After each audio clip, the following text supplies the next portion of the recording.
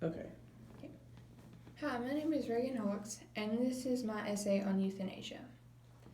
Between the idea and the reality, between the motion and the act, falls the shadow.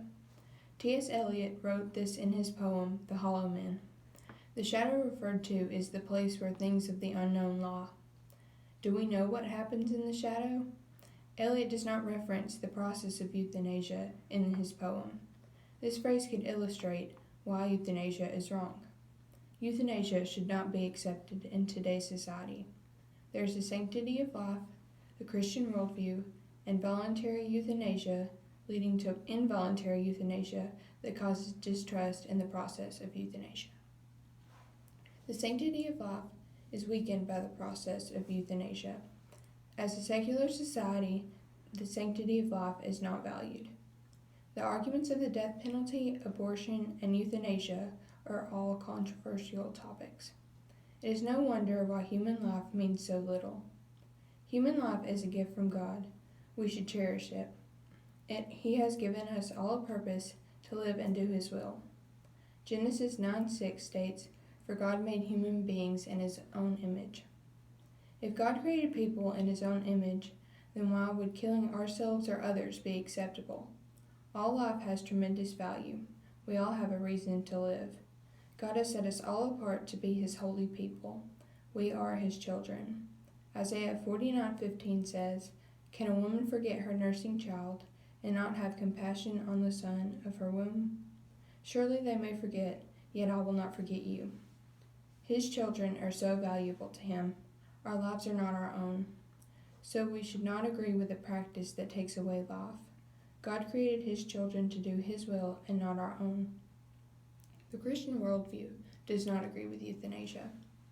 The process violates the sixth commandment. It states that we should not murder. This is in Exodus 20:13. Despite what society says about this process, it is murder. Euthanasia causes death. Death is something that is not reversible. God wants people to show love towards each other. This act does not show love. It is hateful. No matter how society tries to convince us otherwise, euthanasia does not allow us to show love and mercy. Love and mercy would show life, not death. There are other ways to relieve pain and suffering. Euthanasia should not be one of them. According to Ecclesiastes 8:8, no man has power to retain the spirit or power over the day of death. God is the only one with the ultimate power over death. This act tests God and that power. When society acts like God, He becomes angry. Humans have attempted to take this power and use it for evil.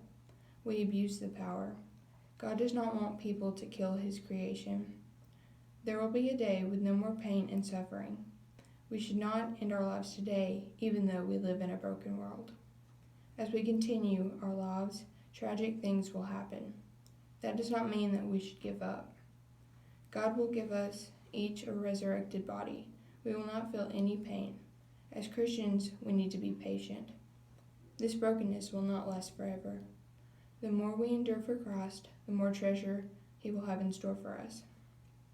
Euthanasia gives us an easy way out on earth, but what does that do for us in eternity? There is an argument that has been debated for years. It is called the slippery slope argument, and it is relevant. The argument states that if voluntary euthanasia is legalized, then involuntary euthanasia will also be legalized. The Nazi euthanasia program is an example. The program Action T4 took place from 1939 to 1941. During this time, involuntary euthanasia was used to kill people who were deemed unfit to live. They would use horrific tactics that included starvation, lethal injections, and asphyxiation. Do we want a program that has the ability to kill people who are unfit to live? The next example of this argument is currently happening. In the Netherlands, physicians are able to perform child euthanasia without the risk of prosecution. This is called the Groningen Protocol. This could cause major consequences for future generations. If doctors say that a child has the right to die, then who will they come after next? The children have no say in whether or not they want to die. The doctors and their parents make the decision for them. When the act has been executed, the doctors are protected. Doctors will no longer care what happens. They have the full capability to perform the process without any consequences. Is this something that we as Americans want to chance? Euthanasia is a process that should not be accepted in today's society. Sanctity of life, the Christian worldview, and the slippery slope argument are three reasons why the process should not exist. The argument over euthanasia will still be argued, but maybe people will someday think twice before they decide to follow through with this process. Thank you.